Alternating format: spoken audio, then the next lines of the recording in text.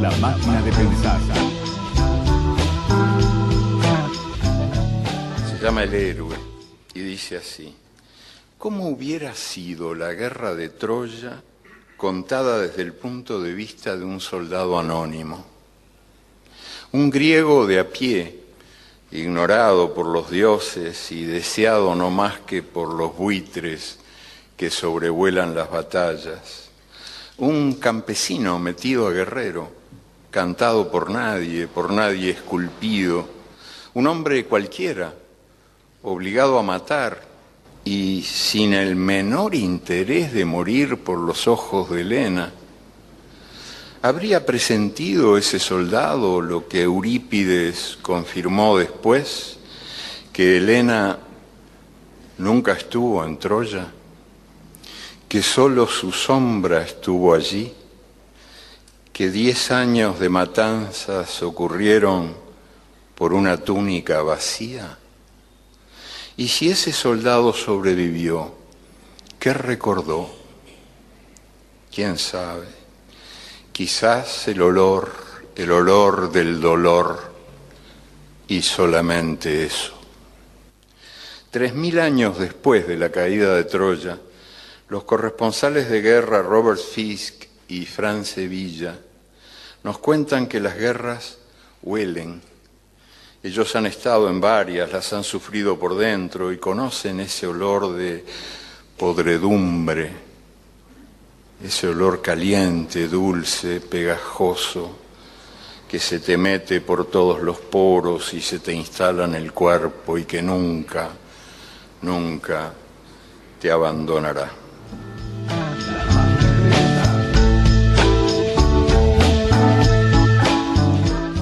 Amigos, ¿cómo andan? Espero que anden bien. Arranca La Máquina de Pensar, 2001, arranca aquí, último día de la semana dedicada a Eduardo Galeano en La Máquina de Pensar. Tenemos a Nano en controles de emisión, lo tenemos a Gustavo Germán en la producción de este programa. Obviamente estábamos escuchando la voz inconfundible de Eduardo Galeano, leyendo un texto del libro Espejos, ¿no? Lee El héroe durante la presentación de su libro Espejos, el 11 de junio del 2008 en la Biblioteca Nacional. Ustedes saben, el lunes estuvimos escuchando un fragmento cuando se presentó el libro en la Biblioteca Nacional, y a la vez Eduardo Galeano fue designado, fue nombrado ciudadano ilustre de la ciudad de Montevideo. Lo escuchamos ese audio lo escuchamos el lunes, y ahora arrancamos en esta semana.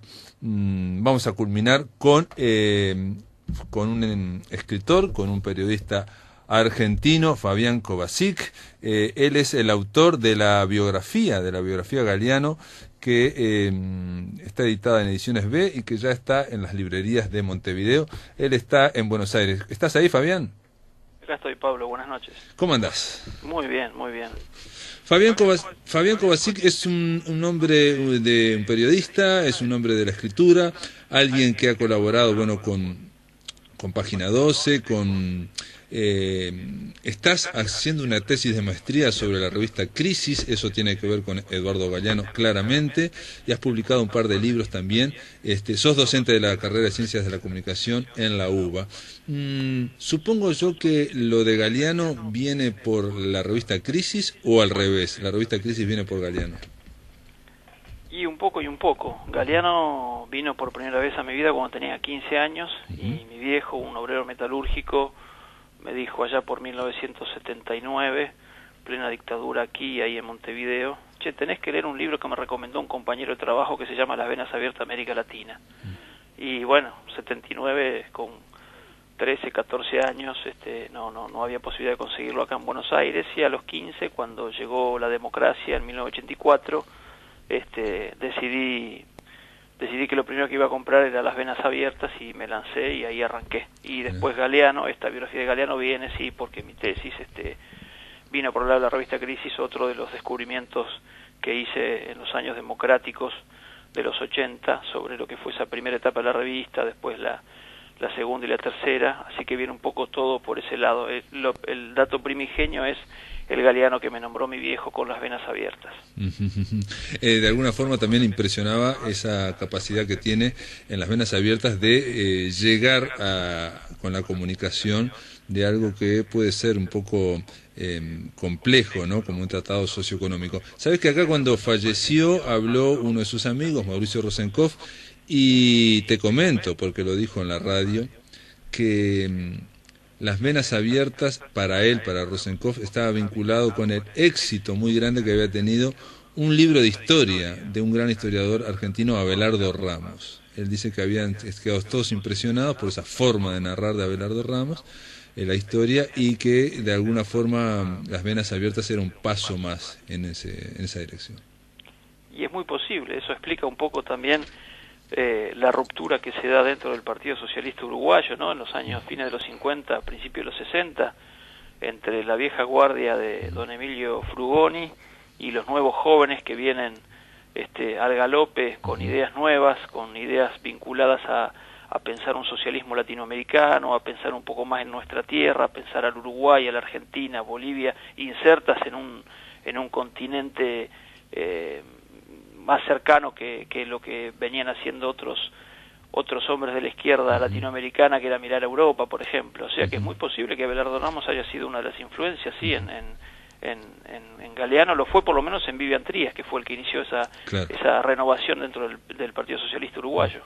Galeano, por alguna razón, no solamente fue un niño prodigio, lo contás muy bien en tu libro, en tu biografía, que estuvo vinculado incluso con Emilio Frugoni, siendo ya Frugoni un veterano, lo llevaba al cine, y a la vez él asistía dentro de la Casa del Pueblo del Partido Socialista a grandes discusiones entre el joven Raúl Sendic y don Emilio Frugoni.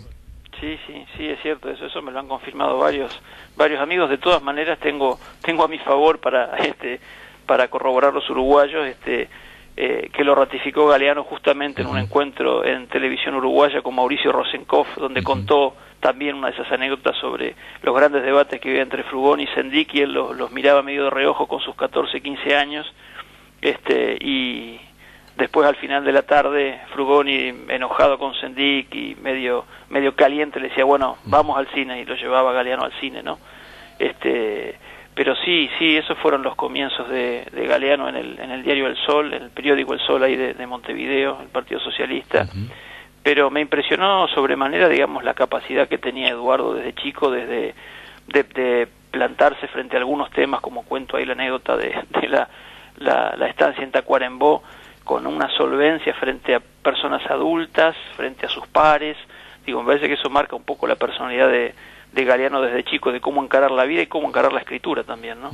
No, y aparte, digo, el hecho de que con 22 años fuera secretario del semanario Marcha, que ya era muy prestigioso, no era fácil entrar en el semanario Marcha, y mucho menos que Quijano, bueno, lo designara secretario de redacción, ¿no? Sí, creo que ahí lo que pude ver yo es que había ahí una especie de, no sé si la palabra exacta es trasvasamiento, pero había una vinculación entre quienes hacían El Sol y quienes estaban en Marcha, y me parece que por ese lado se dio el puente del ingreso de Galeano. De todas maneras, es cierto que yo la primera nota que rescaté de Galeano en Marcha es de 1958, y Galeano ahí tiene una especie de discurso todavía un poco barroco, poco periodístico, pero muy firme, muy seguro, donde él debate creo que en ese momento en Uruguay estaba un gran debate de entre los blancos con Benito Nardone, bueno, y él critica un poco las internas del Partido Blanco, el sistema electoral uruguayo, pero con mucho fundamento, teniendo en cuenta que tenía 17 años, 18, no había cumplido 18 años, ¿no? Me parece que eso un poco lo llevó después a Carlos Quijano a ver un poco cuál era la pasta de la que estaba hecho Galeano, ¿no? Y además no hay que olvidarse que Galeano reconoce que Quijano fue su padre periodístico, pero admite antes de eso la paternidad que sobre él ejerció Onetti, ¿no? Desde el punto de vista del estilo y de la escritura y de la mirada sobre los hechos para contar una historia. Sí, yo creo que estoy de acuerdo con vos de que había seguramente líneas de trasvasamiento entre, digamos, la prensa socialista y Marcha, porque Marcha de última fue un polo de izquierda no comunista, por llamarlo de alguna forma, de izquierda independiente, socialista. Había otro polo que era el Diario Popular, Semanario Popular, que precisamente nucleaba todas las líneas del Partido Comunista. Por ejemplo, no tiene nada que ver, pero estuve leyendo que Mario Lebrero precisamente se había afiliado, aparecía artículos en ese otro polo. Lo de Galeano, hay una frase en tu libro que me llamó la atención y me parece excelente, de que lo repetí ayer, era como, así como Marcha era Carlos Quijano, la revista Crisis era Eduardo Galeano. Sí, yo soy un convencido, digo, yo estoy trabajando, cerrando la tesis y veo veo la huella de Galeano desde el primer número hasta el último de la primera etapa, y te diría más, yo como corresponsal de Brecha que soy, la primera semana de abril publicamos una nota en Brecha, una entrevista con Rogelio García Lupo, entrañable amigo de Eduardo, hombre de marcha en la década, fines de los 50, 60 y 70 también, y García Lupo me decía, los argentinos somos muy desagradecidos, pues no reconocemos la enorme influencia que tuvo Marcha como periódico y la figura de Quijano en la prensa argentina en esos años, 50 y 60. La forma en que se vendía Marcha en Buenos Aires era sorprendente porque proporcionalmente era casi igual a la de Montevideo, teniendo en cuenta que estamos hablando de otra ciudad, claro, otro país, otra realidad. Pero los políticos argentinos estaban muy atentos a lo que se decía de ellos en Marcha. Si uno se fija la página 2 y 3, que venía el correo lectores de Marcha, desde el año 43, 44, hasta bien entrado los 70, había fácilmente una carta promedio de lectores argentinos en Marcha, cuando no directamente algunos debates y combates entre plumas, entre fracciones internas de partidos argentinos de izquierda en las páginas de Marcha. Y me parece que eso es un buen termómetro para entender de qué estamos hablando cuando hablamos de que Crisis es Galeano en pinta, así como fue Marcha, hija de Quijano, y Galeano ahí reconoce también el hilo conductor de Quijano Obrero, o sea que sí, yo soy un convencido que Crisis es un hijo directo de Marcha. De alguna forma Galeano comienza igual su trayectoria también, aparte con el periodismo, haciendo literatura de ficción, ¿no? Comienza con ese libro que yo no leí, Los días siguientes, que es una novela, como lo analizás, y después también, 4 años después, este libro de cuentos, Los fantasmas del Día del León, claro, y otros relatos. Vos decís en tu biografía algo que me pareció muy interesante, que cuando él llega, digamos, al apogeo como periodista en la revista Crisis, después se tiene que exiliar, y entonces recién ahí, decís vos, nació el Galeano netamente escritor. Desarrolló plenamente su beta narrativa que zigzaguea entre la ficción y los hechos documentados. Esta frase, me quiero quedar en esto y te voy a pedir que hables un poco de esta frase, entre la ficción y los hechos documentados, porque el lunes, entrevistando a otro amigo que estuvo hablando de Galeano, Jorge McFood, él me discutió, debatimos bastante aquí por lo menos, de que Galeano no hacía ficción. Él decía que Galeano es un poeta en prosa, tiene una mirada lírica, poética, una crónica subjetiva, pero que se negaba a mencionar la palabra ficción. Y vos decís aquí que, incluso yo decía que Galeano incluso puede hacer minificción, y decís vos que él escribía el texto corto, trabajado con paciencia de orfebre y puntillosidad de investigador.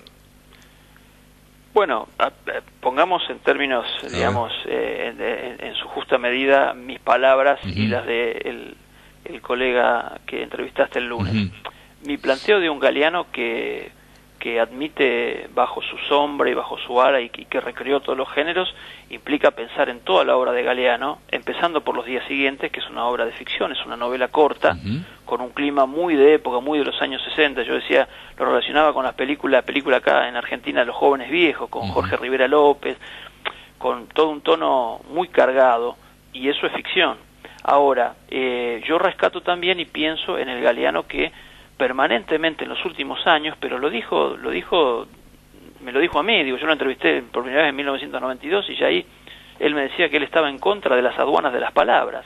Por lo tanto, a él no le interesaba ser encasillado o puesto o marcado como un género, vos sos periodista, vos sos ensayista, vos sos poeta o vos sos narrador. Yo tengo la palabra y la utilizo porque la palabra es el arma más potente de comunicación que tiene el ser humano para designar las cosas y para crear bellezas con ellas. Entonces digo, el Galeano al que yo me refiero en el libro y digo que rompe un poco con todos los géneros, cuando digo que va por la ficción me refiero al Galeano de los días siguientes, que si bien es una novela de que él después reniega un poco, o dice, bueno, es una aventura de juventud donde yo estaba probando mis primeras armas, también hay una beta narrativa muy interesante, muy importante, y de alguna manera esas herramientas de la narrativa de ficción que utiliza en ese libro se reproducen mucho más sofisticadas, con el avance que genera, no sé, esa novela es del 62, y si uno lee Bocas del Tiempo o El fútbol a sol y sombra, hay un avance, una modificación interesante en el lenguaje de Galeano, cuando yo llamo la puntillosidad del dato y la talladura de orfebre en las palabras y en los textos, me refiero a eso, a la utilización de lo literario para generar textos. Me parece que también es un texto literario, no de ficción, pero sí de una literatura muy bien lograda, Las venas abiertas, más allá del debate que se armó el año pasado cuando él reconoció, o cuando dijo en la Bienal de Brasilia que él no podría volver a leer ese texto. Es que se desmayaría. Que se desmayaría, si lee Las venas abiertas me desmayo. Pero tiene que ver, yo creo, con una evolución en su lenguaje, en el uso de la palabra.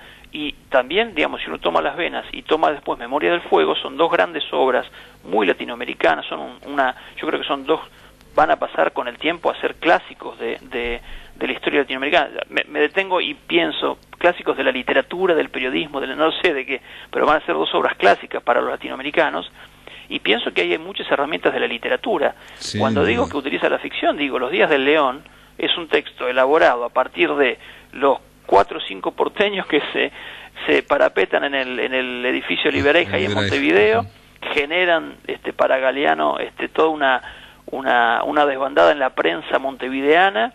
A él le sirve para contar una historia, para burlarse y para ser incisivo y ácido con la forma que tenía la prensa uruguaya de esos años, pero también de alguna manera utiliza herramientas de la ficción para recrear determinados escenarios y determinadas imágenes. No es un desmedro para él hablar, para mí, digamos, pensar que en un Galeano, el Galeano que utiliza la ficción para expresarse.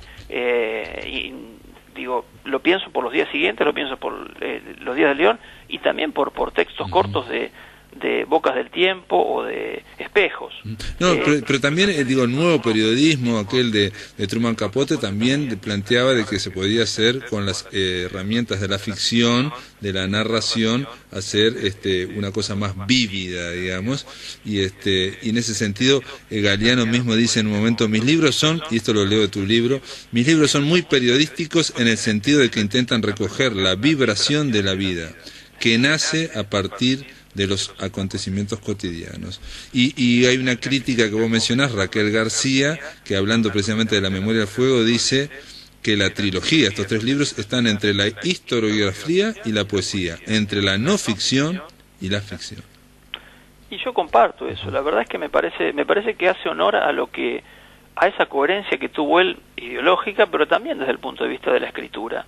Esa coherencia desde que empezó con Los días siguientes, desde que empezó a escribir periodismo hasta los últimos textos que deben datar de horas antes de su muerte, porque estaba permanentemente trabajando, reivindica esa idea de Galeano de utilizo las herramientas que me sirvan de la ficción, de la poesía, del periodismo, del ensayo, para contar y designar lo que hay que designar en este mundo. Las venas abiertas, por ejemplo, o Memoria del Fuego, son una denuncia permanente y están escritas con un nivel de poesía muy importante para mí, muy elevado. Las venas más del lado del ensayo, pero tiene giros y tiene metáforas en algunas sí. Que remiten a la poesía, no tanto como Memoria del Fuego, pero me parece que eso hay que destacarlo y no es en desmedro, al contrario, enriquece. Yo creo que la obra de Galeano. Las venas abiertas, él llegó a decir que era un tratado de socioeconomía escrito como una novela. Pero por supuesto, lo dijo, ¿no? O sea, por supuesto. Yo ahí por eso hago hincapié en un capítulo del libro, en plantear que, no tiene mucho sentido pensar que Galeano se mató durante 90 noches para escribir ese libro, para llegar, no solamente para llegar al concurso de Casa de las Américas, sino para poner 486 notas al pie, tomadas de libros del siglo XIX hasta 1969, que es cuando le está cerrando esa obra, mencionando a tipos que son que han sido sus amigos, pero que han sido grandes hombres de la nueva izquierda latinoamericana, Darcy Ribeiro, Rogelio García Lupo, Vivian Trías, digo, no sé, un montón de personajes que han contribuido a la seriedad de la historia latinoamericana, y pensar que el año pasado digan, no, la verdad que Las Venas, me arrepiento de haberlo escrito, como intentó hacer cierta prensa de derecha, canalla en América Latina y en Europa, es decir, Galeano se arrepiente de Las Venas. No, no se arrepiente. Dice, no volvería a leer ese libro ni a escribirlo así, pero ese libro tiene vigencia. Un año antes, en 2013, él mismo dijo, Las Venas siguen denunciando una realidad que hoy es opresiva. Por supuesto, de una manera mucho más sofisticada las opresiones de las democraduras latinoamericanas de esta época, donde el señor dinero y el sistema financiero ocupan el lugar de las botas de hace 40 años atrás, pero sigue teniendo vigencia la denuncia contra la injusticia que plantea Galeano en Las Venas, y lo hace con un nivel con herramientas de la ficción y con un nivel literario asombroso.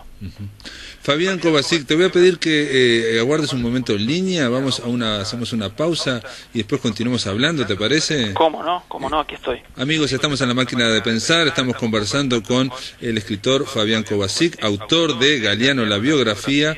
Seguimos después de la pausa. En el aire de Radio Uruguay, la máquina de pensar.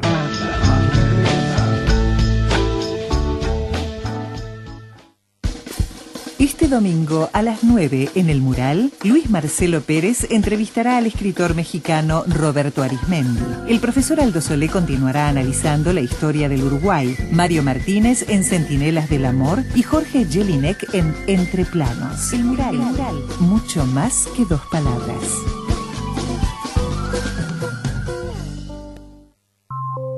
El Espacio de Arte Contemporáneo presenta su nueva temporada con artistas nacionales e internacionales. Visítanos de miércoles a sábados de 14 a 20 horas y domingos de 11 a 17 horas. Por más información, entra en www.eac.gov.uy. Encontranos en la ex cárcel de Miguelete, Arenal Grande 1930. Entrada libre y gratuita. Te esperamos. El Auditorio Nacional del Sodre, Doctora de la Reta, presenta su abono 2015. Más cultura para todos. Temporada de ballet, temporada de ópera, temporada sinfónica, orquesta juvenil, presentaciones internacionales. 24 propuestas de primer nivel con descuentos del 30 y 50%. Información disponible en www.auditorio.uy. A partir del 6 de abril a la venta, exclusivamente en boletería del auditorio. Archivo periodístico. Radio Uruguay 1050 AM y sus repetidoras en FM en el interior del país transmitirán el sábado 2 a la hora 21 las versiones grabadas de los programas Primera Vuelta y su ciclo especial dedicado a los 8 municipios de Montevideo que se emiten los lunes y los jueves respectivamente a la hora 22 por TV Ciudad. En esta oportunidad, entrevistas a los candidatos a la Intendencia de Montevideo, Iván Posada del Partido Independiente y Virginia Cardoso del Frente Amplio. En la segunda parte, encuentro con los candidatos a alcaldes del municipio B, Carlos Varela y Mario Copetti. Conducción Ricardo Scaliola, producción periodística Nelson Cecin, producción general Susana López y realización de Aldo Garay. Es una cooperación de Radiodifusión Nacional del Uruguay y TV Ciudad. Este partido se juega de madrugada. Los sábados a las 0:45 le pasamos la pelota a derechos exclusivos. Inmediatamente después de la reiteración de 8 a 10, llega la agenda futbolística del fin de semana. Un golazo de derechos exclusivos para los noctámbulos de Radio Uruguay. Somos Radio Uruguay, 1050 AM Montevideo y sus repetidoras en el interior del país.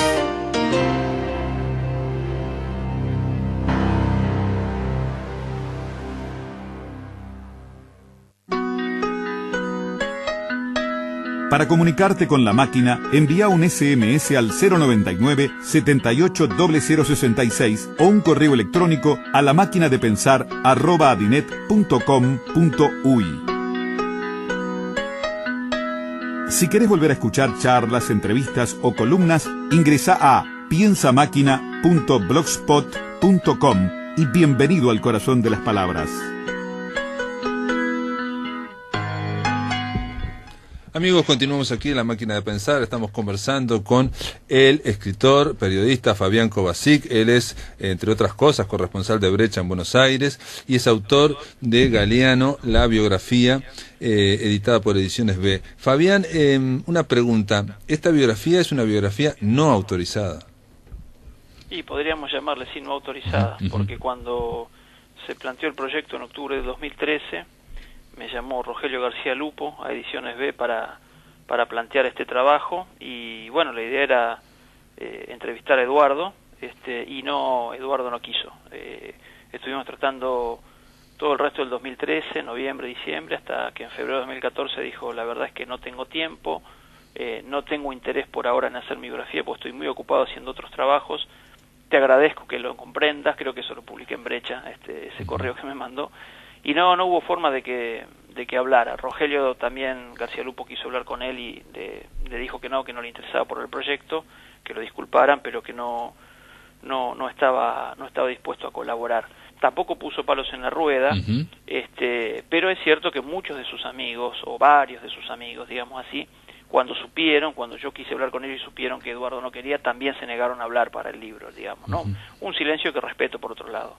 Me llama la atención, igual que en algunos casos, por ejemplo, hay testimonios que vos decís que, bueno, que es por ejemplo, una compañera de él, una mujer que estuvo en marcha y que obviamente no das el nombre, es anónima, entonces, pero lo que tiene para decir o la información que se aporta no parece una cosa tan terrible. O sea, lo que dice este testimonio es que cuando se va polarizando la situación en Uruguay con la lucha armada, el MLN y toda esa historia, en los 60, Carlos Quijano obviamente era reticente y estaba bastante en contra de toda esa opción armada. Galeano no tanto. Entonces eran dos grandes caracteres, dos grandes temperamentos, y no se hablaban durante semanas, y aparentemente esta muchacha iba y venía.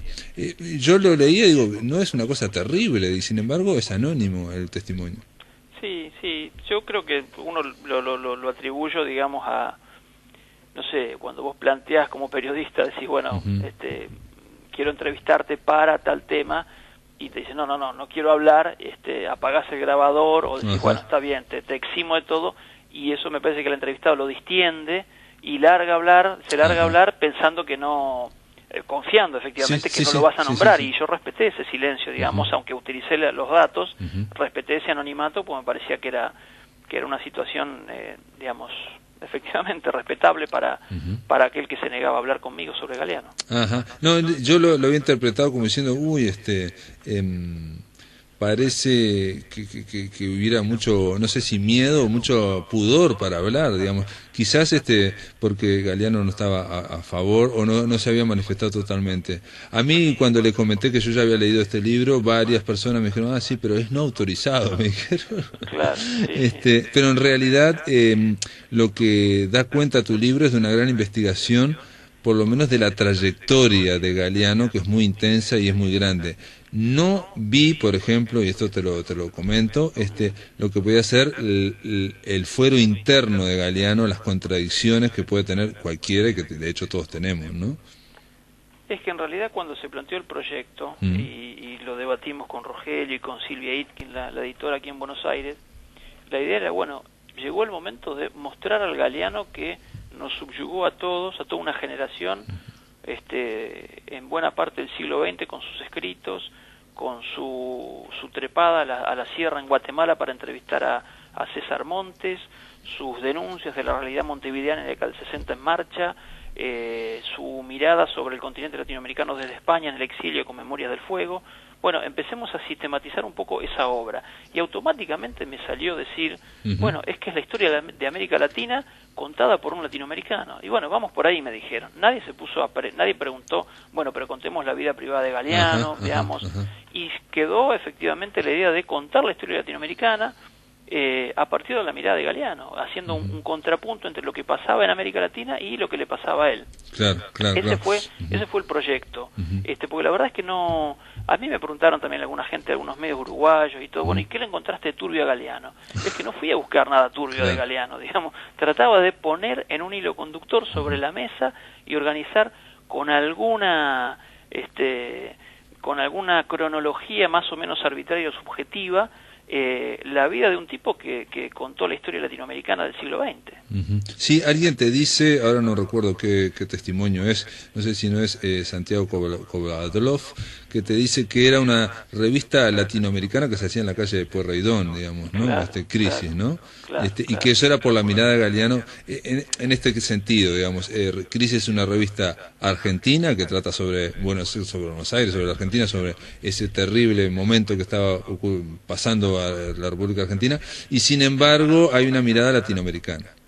Claro, digo, hay muchos escritores latinoamericanos que están en crisis, ¿no? O sea, está Onetti, está Roa Bastos, está García Márquez, está incluso alguito poco de Vargas Llosa, está Benedetti, está, no sé... Borges lo mencionás también, Sábato. Borges está también en crisis, Sábato, que bueno, lo que pasa que lo de Sábato yo creo que lo desarrolló con bastante profundidad ahí en el libro, por ahí en mi tesis iba a ser un poco más profundo, pero digo, ahí había un contrapunto interesante, ¿no? Porque había Sábato una interna, tenía, ¿no? Sí. Había una interna porque Sábato era el que había presentado el primer proyecto de crisis, una crisis que se escribía no con C de crisis, sino con K, ¿no? Y bueno, ahí estaba Sábato, Abel Pose, varios personajes de la cultura argentina moderna y premoderna, diríamos, ¿no? O sea, no lo que se vino después con Galeano, con esa como me dijo Aníbal Ford antes de fallecer, Sábato quería una revista Crisis con K alemana, Galeano la hizo con C de calle. Claro. Bueno, ahí marca esa ruptura. Ahora, los compromisos que tenía Sábato con Vogelius, y Vogelius que después ve que la beta por donde puede andar la revista es lo que le plantea Galeano, bueno, ahí no se pudo zanjar, y en el primer número de Crisis aparece un adelanto de Abaddon, exterminador de Sábato. La editorial de Crisis le publica el libro La cultura en la encrucijada nacional, que es uno de los primeros que saca la editorial Norte, que es la editorial que sacaba Crisis. O sea, ahí hay una especie de, bueno, le debo algo a Sábato de parte de Vogelius y tenemos que saldar esta deuda manteniendo una cierta relación con él en Crisis, porque fue el que pergeñó la idea de el nombre de Crisis lo plantea Sábato. Pero más allá de eso, claro, Galeano tiene otra mirada sobre lo que iba a ser Crisis, porque venía de marcha, venía de pensar una publicación en términos latinoamericanos, ¿no? En términos de la alta cultura argentina que miraba a París y que, como diría Galeano, era una fotocopia de lo que nos venía de Europa. Sí, está ese planteo. Tomás Eloy Martínez también estaba en Crisis, ¿no? Tomás Eloy Martínez en ese momento ya estaba trabajando como novelista, estaba en La Opinión, tenía otro sendero, pero tuvo participación en Crisis. Tampoco aparece en Crisis Rodolfo Walsh, y sin embargo Galeano mismo me confirmó que Rodolfo Walsh era un hombre de los que estaba ahí en el núcleo duro de Crisis, pergeñando temas, imaginando posibles notas. Haroldo Conti lo mismo. Tomás Eloy Martínez está más vinculado todavía con el grupo de Timerman y la gente de La Opinión, ¿no? Vos planteás en tu libro varias cosas que me llamaron la atención, y nos quedan, 6 minutos nos quedan para dar.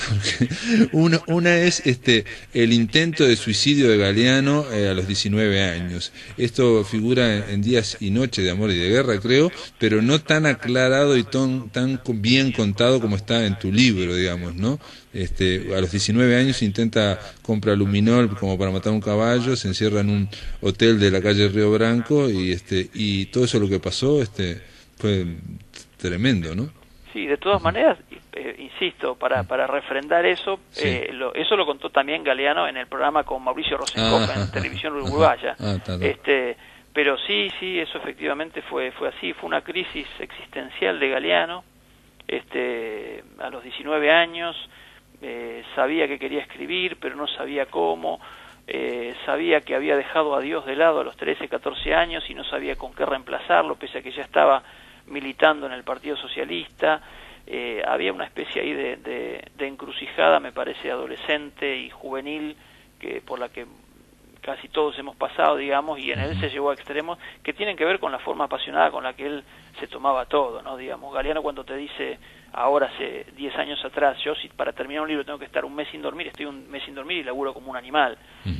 Cuando le dice en una entrevista a César Ricandia en 1987, todavía me da rabia o me resulta muy hipócrita aquellos creyentes que siguen yendo a misa sin creer fervientemente. O sea, él está en contra de lo que no es apasionado, de lo que no es genuino. Y me parece que eso lo llevó a él en algún momento a no encontrar un camino y decir, bueno, mi camino es la muerte, la desaparición física, digamos, ¿no?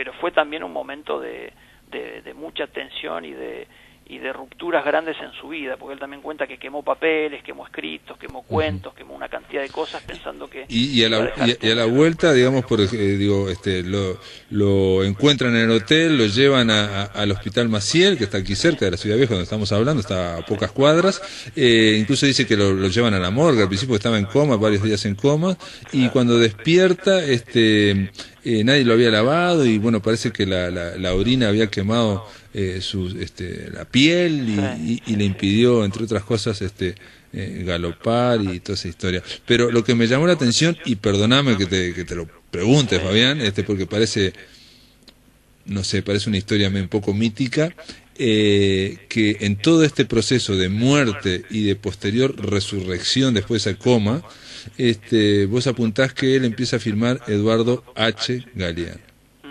Sí, cambia el nombre. Sí, hay como yo diría que hay 3 pasos, ¿no? De Eduardo Hughes Galeano a Eduardo H. Galeano y después Eduardo Galeano a secas, ¿no? Hay un mito que Eduardo desmiente, y está bien, lo consigno así, digo, Eduardo lo desmiente, pero hay una anécdota que me contaron los familiares, los Hughes de Galeano, que es que en un momento dado él estaba trabajando ya en marcha y se cruza un día ahí en la Ciudad Vieja, a pocas cuadras de la redacción, con un tío que trabajaba, o era hombre de la bolsa, hombre de las finanzas, de los bancos, y le dice, pero querido, un tipo con tu apellido no podés firmar estas notas en marcha. Y él, sin darse por aludido, dice, tenés razón, tío, mañana me cambio el apellido. Y ahí arranca el cambio, estamos hablando de 1959, ¿no? Sí. Concretamente. 1960, perdón. Y ahí arranca el cambio de apellido. Él lo desmintió, que no fue así, sino que él se dio cuenta que la sonoridad del nombre, bueno, pero circulan las dos. Quería dar las dos versiones, aclarando que Eduardo desmiente la del tío que dijo que no podía firmar pero el propio Galeano después dice que a la distancia vio que ese cambio de nombre tenía que ver con la superación de esa crisis tan grande que lo llevó a casi suicidarse, ¿no? Otro detalle que yo no conocía era que él había sido bancario, había estado de cadete a los 15 años y había sido hasta cajero. Digamos que el mundo gris de los poemas de la oficina de Benedetti también lo había atrapado, ¿no? Estaba emparentado con Benedetti en ese sentido, sí. Y después de eso es que hace su primer viaje a Buenos Aires, a trabajar en la revista Che, con Pablo Giussani y Chiquita Constenla, pero sí es de eso, digamos, se cansa de estar en el banco y se viene para Buenos Aires, donde tampoco le va muy bien, ¿no? En 1960. Sí, rebotan en Babilonia, en Buenos Aires. Claro. Bueno, Fabián, Por otro lado, se entiende que Buenos Aires sigue siendo la misma hoy que Galeano se espantaba en la década del 60 con esa megalópolis, que eso de Buenos Aires sigue siendo un territorio hostil para muchos. Sí. Bueno, dicho por Elvio Gandolfo, ¿no? Que Buenos Aires es una ciudad más dura cuando uno está solo. Montevideo, si uno está solo, parece no tan duro, decía él, ¿no? Capaz que tiene algo que ver. Fabián Kovacic, está hecho el planteo. A mí me gustaría seguir hablando porque, por ejemplo, nos escuchan gente de Fraiventos y me gustaría haber aclarado que en este libro también se plantea cómo se construyó Fraiventos y hay un tatarabuelo de Eduardo Galeano, de Hugh Galeano, por eso hay una calle Hugh allá en Fraiventos que tiene que ver con esto, pero se nos fue el tiempo. Te agradezco enormemente que nos ayudes a de alguna forma cerrar, a culminar esta semana dedicada a Eduardo Galeano. No, el agradecido soy yo, Pablo, por el recuerdo de Eduardo, y lamento que se haya combinado de tan mala manera la suerte para que él se fuera antes que apareciera el libro, porque el libro iba a aparecer una semana después de que apareció. Yo entregué el original en enero, y en enero me dijeron, el 28 de abril sale el libro. Y bueno, se dio que falleció antes, y yo hubiera querido que lo hubiera leído. Yo hubiera querido que lo leyera para después charlar con él sobre ese tema y ver que no era... Si tenía algún miedo en ese libro, se iba a haber disipado y que después colaborara en una segunda edición probablemente, o pudiera sacar alguna otra cosa que tuviera que ver con su vida, ¿no? Hay que aclarar, yo no lo dije, que Fabián Kovacic, biografía de Galeano, si bien salió ahora, está toda hecha como si Galeano estuviera vivo, digamos, hasta el final. Estás hablando de un Galeano vivo, no digo para despejar dudas en cuanto a la oportunidad, porque justo sale ahora la biografía. Esto estaba hecho de antes. Tenés razón, me faltó decir esto. Te mando un abrazo desde acá, de Montevideo. Perfecto, Pablo, muchísimas gracias a ustedes y sigamos recordando a Eduardo, que bien lo merece. Y cuando vengas a presentarlo, capaz que podemos conversar también acá, ¿no? Porque vas a pasar por Montevideo, ¿no? Claro que sí, no tengo fecha, pero seguramente iré por allá. Dale, chao, nos vemos, un abrazo. Un abrazo, Pablo. En el aire de Radio Uruguay, La Máquina de Pensar.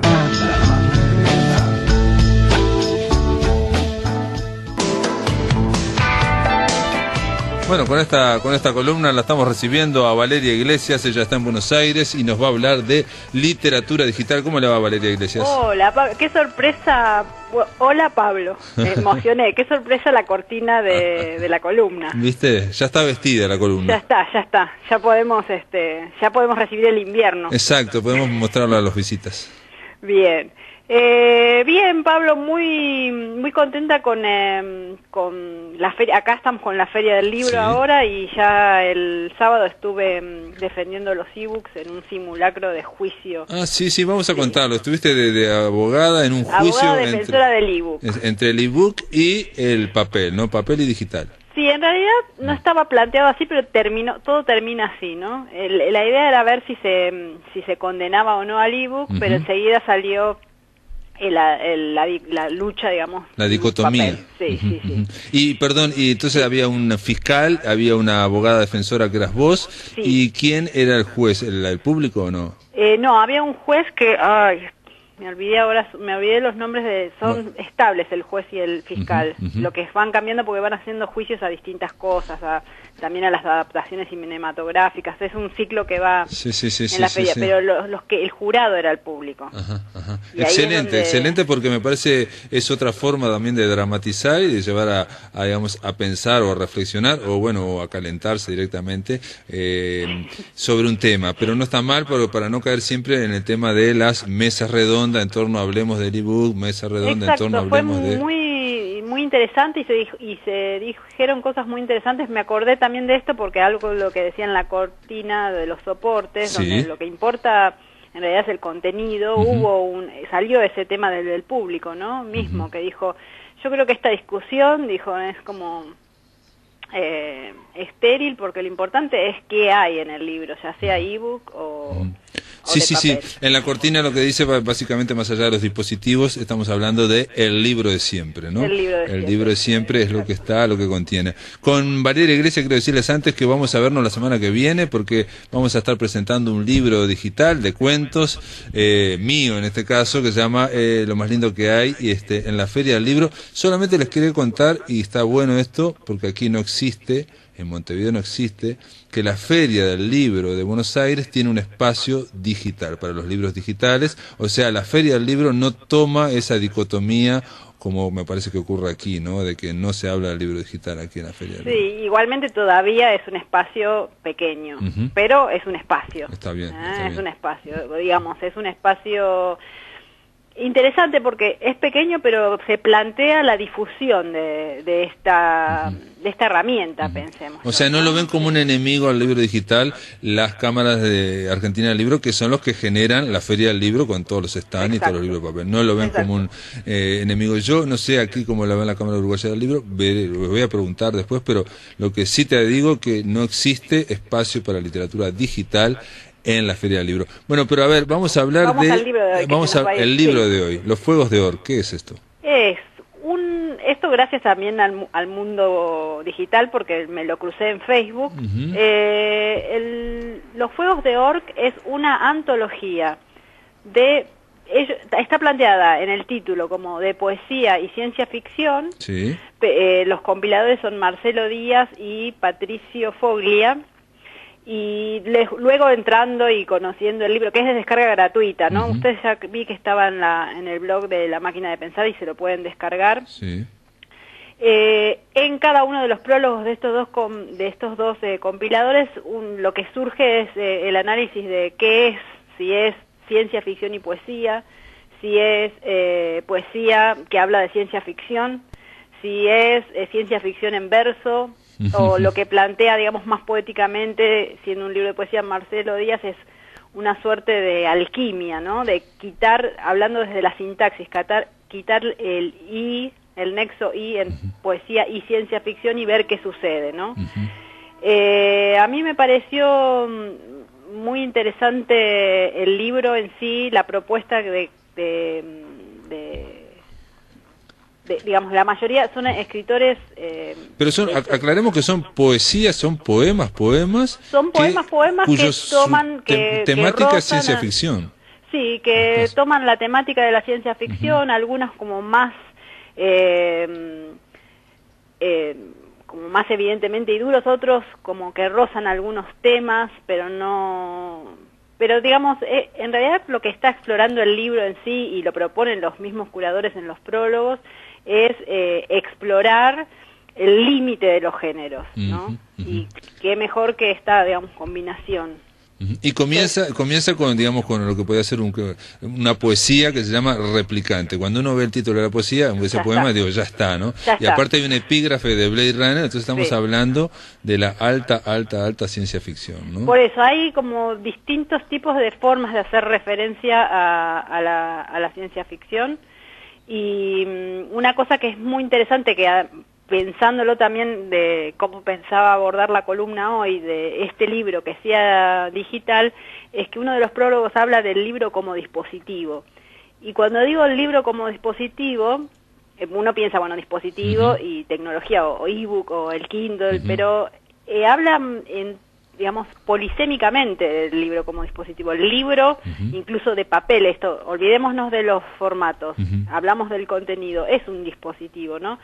Después la poesía como dispositivo, y después el término también dispositivo, que nos lleva también está en la familia, digamos, en el código de Replicante. Claro, el código, ¿no? Porque la idea de algo híbrido, mixto, en el sentido de que nos olvidamos muchas veces que el libro, digamos, de papel, es un avance, un producto tecnológico. La escritura, la abstracción, la escritura también es una tecnología, aunque parezca absurdo, pero hay gente que no la domina esa tecnología y no sabe escribir y ergo no sabe leer.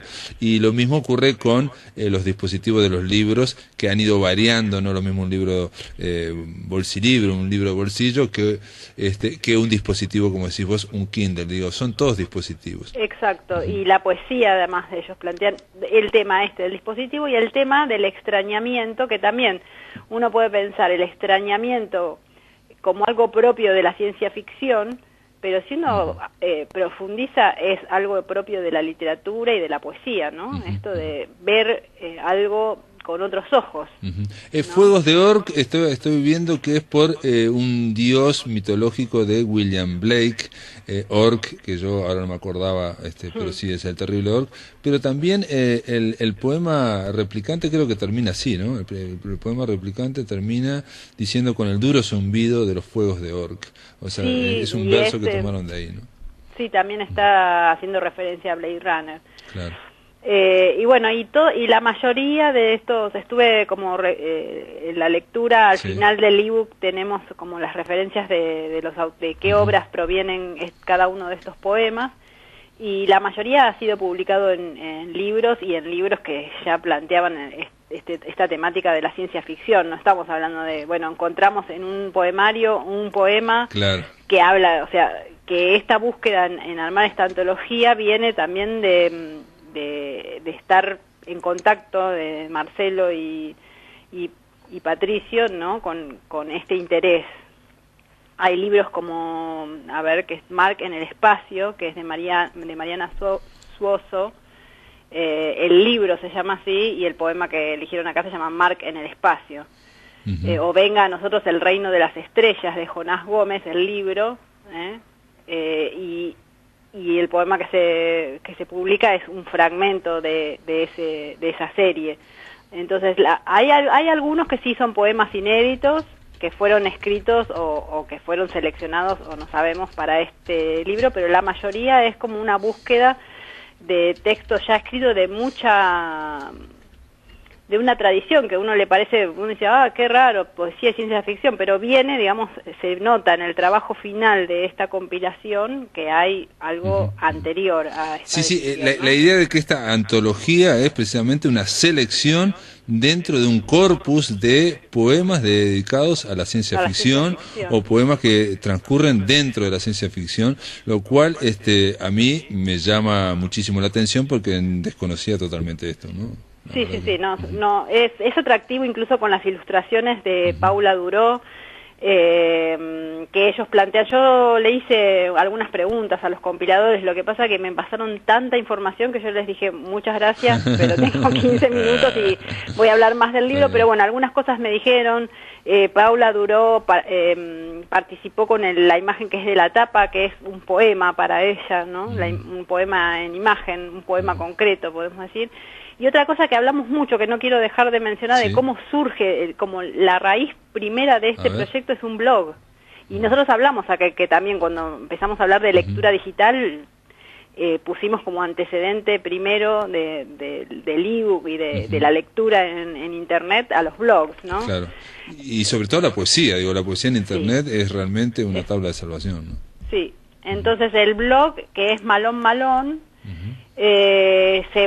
se convirtió ahora en una página web, van a ser como una revista literaria, y como pre-lanzamiento es que lanzaron este libro. Yo les pregunté, bueno, cuál era la idea o cómo se les ocurrió, y parece que hacía mucho que tenían ganas de publicar algo, como que las ganas de publicar algo y distribuirlo. Les interesaba más eso que incluso y que sea gratuito, porque no tenían ganas de ponerse tampoco a hacer, digamos, una editorial. Si yo me planteo hacer un libro para vender, ya estoy como en otro proceso. Claro. No, pero de todas formas este libro es un libro, se puede descargar, van al blog de La Máquina de Pensar, se puede descargar donde dice aquí exactamente, en un link. Se trata de un novedoso y reciente libro digital de descarga gratuita. Digo porque para aquellos que nos están escuchando, si quieren leer poesía dedicada a la ciencia ficción o que navegan a la ciencia ficción, es una experiencia y la pueden hacer ahora. Sí. Y bueno, cuando le pregunté cómo se les ocurrió, dice, además de hacer el sitio web, estaba el deseo de subir, y me ponen entre comillas, material para descargar. Y pensé un cruce más, ¿no? Pensé en esto que es tan familiar en el mundo de la música, ¿no? Subir material para descargar, como que hay una leve diferencia entre, por ejemplo, subir un YouTube, que es para escuchar en Internet, o subir a un blog, que es para leer en Internet, que subir material para descargar, ¿no? Como vos bajátelo y léelo donde quieras. Ah, claro, sí. Que te lo bajás a tu dispositivo, entonces después puedes ir a caminar y lo escuchás, o lo puedes ver en otro momento, sí, de acuerdo. Tenerlo, yo siempre digo que una de las cosas que dije también para defender al ebook es, vos tenés libros en tu celular y un día no te pasa más que te agarra una cola en el banco y no te trajiste nada para leer. Claro. No te puede pasar más. Claro, a menos que tengas todavía un teléfono, que tengo amigos que tienen, de los que no tienen ni WhatsApp. Sí. No, de todas formas, yo veo a la gente a veces en el ómnibus, en los micros, dijeron ustedes, y leyendo en el celular, y me parece una cosa increíble, que estar leyendo un libro en el celular, me parece, pero lo he visto. Sí, no, tampoco por ahí uno dice, bueno, pero es chiquito, no es cómodo, no estamos diciendo de, bueno, lee todo desde tu celular, pero es una opción más. Es una opción más para que te agarró algo, te agarró un embotellamiento en el micro, o en el ómnibus, como dicen ustedes. Y bueno, tengo cargados libros en mi celular y me pongo a leer. Como siempre, igual lo que ocurre en Internet, que es algo mágico, el tema es el criterio para seleccionar y poder precisamente que no te tome y no refugiarse solamente en ver el Facebook, como van todos en el ómnibus viendo el Facebook, ¿no? O sea, eso está, pero bueno, es una cuestión de criterio. Eso es lo que me gusta más también del Kindle o de los otros dispositivos de lectura que no sirven para navegar Facebook, y yo no tengo Facebook en mi celular para eso, porque si no, no leería. Muy bien, Valeria, esta música significa que llegamos al final de esta columna. Saben que este libro, Los Fuegos de Orc, puede ser descargado por todos aquellos que nos están escuchando ahora. Los recomiendo porque realmente me parece algo novedoso, pero sobre todo de calidad. Eso me sorprendió. Los poemas me parecieron de calidad. Valeria Iglesias, gracias por estar aquí en La Máquina de Pensar. Nos vemos la semana que viene en Buenos Aires. Dale, nos vemos. Amigos, se termina La Máquina de Pensar. Estamos aquí y se terminó la semana dedicada a Eduardo Galeano. El lunes a partir de las 20 horas aquí en Radio Uruguay. Los espero. Que pasen un muy buen fin de semana. En su etapa de crecimiento hay momentos en los que el hijo se aleja de su madre y se ve obligado a actuar. Realiza una